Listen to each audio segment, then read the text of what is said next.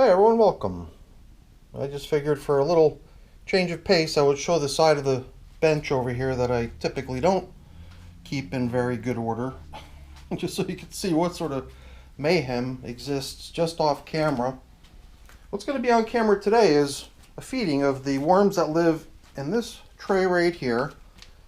Fed 20 times so far out of the 23 feedings the system's had over its lifetime, and yeah, that's quite a bit. The last 20 were all non-frozen foods. A little deviation because almost everywhere I feed, the stuff that the worms get has, first gone to the freezer, and when fed to the worms, has a chance to start thawing out. So the stuff they're getting, following tradition, is an assortment of stuff that's not been frozen. There's some cucumber peels, the core of a pepper, some tomato cuttings. I see another chunk of pepper over there. So this is going to be their feeding for today. I'm going to get a glove on, get that system up onto the bench, and we're going to get them fed. So let's get to work.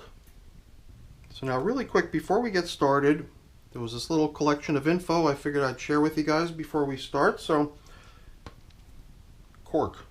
That's the one thing that always kind of catches me off guard. So I got this cork that's been going from system to system.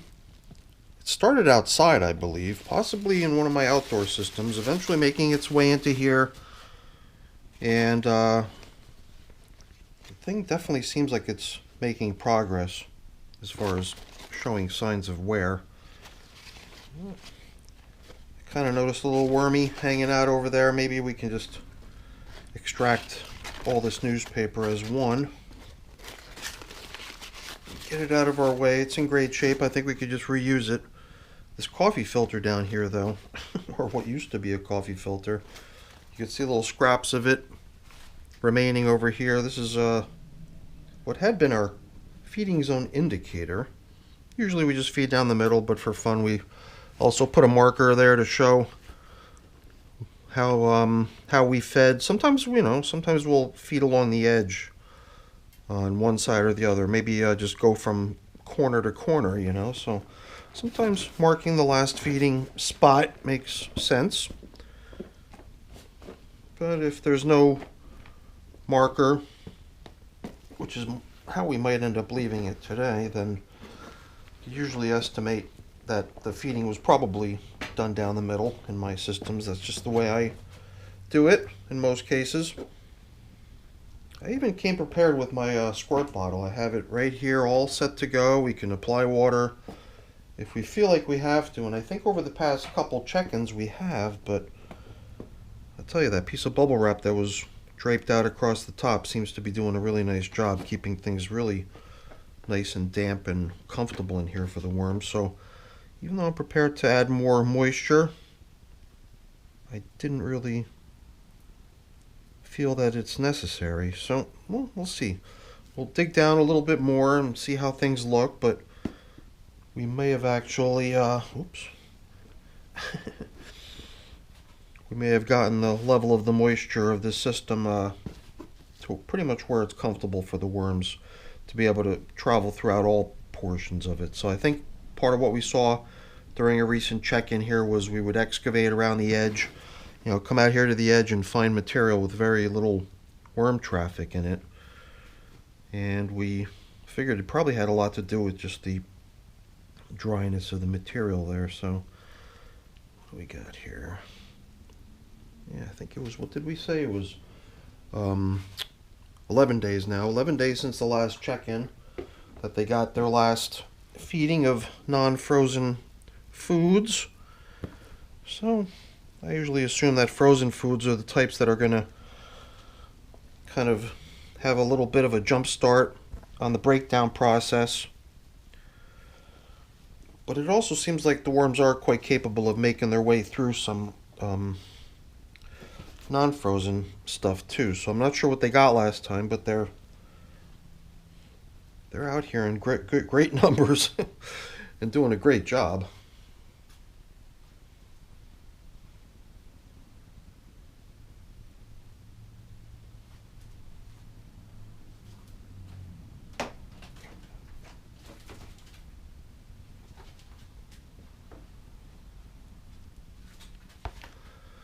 Alright, well, we've given them a few minutes there to get settled down and out of sight. So now we can come on in with the yummy non-frozen foods that they're getting today. It's got a good bit of weight to it. It's oh, missed a piece there. It's going to be complemented by a couple other things. Come on, let's get that last chunk out of here.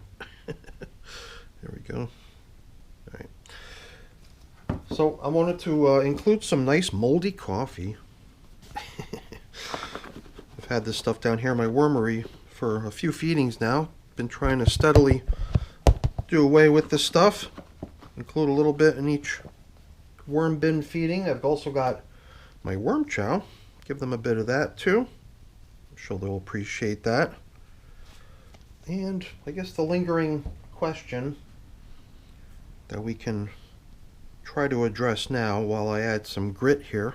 Pulverized eggshell is my grit. Do we dampen? Do we come in with the hose and add more moisture or not?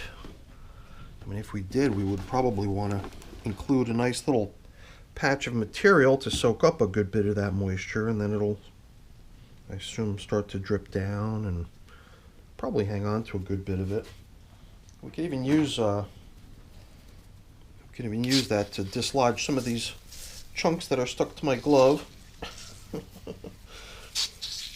This thing's not pushing water quite as powerfully as it could. It's not really charged up very much. I could just give it a pump and probably get water to come flying out of here twice the speed, but I think that's good. We don't have to go overboard. A nice little dampening of their environment to go hand in hand with the bedding and the food treat. Yeah, you know, stuff looks so nice out here and feels just right too. I'm glad we did what we did. I'm glad we added a little bit of moisture here and there. Try to get this material comfortable for the worms to want to cruise around in. I think with some of this stuff we're bumping into, it looks like more of the same, like the prepared bedding that I usually add. This was just the stuff that was down there in the feeding zone. I spotted it when I was excavating, didn't really take a close look at it. But yeah, I definitely like the way moisture in this system feels.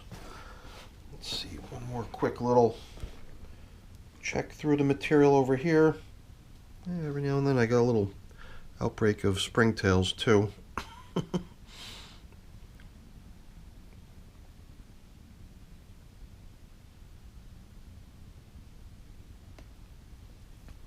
Yeah, springtails are all those tiny little white specks you see moving around. So, I think we're more or less done taking care of these little guys. Everything looks really good in here, I must say. I definitely like it. I think we can make sure that food's submerged. I think we can level off and call it a day in here.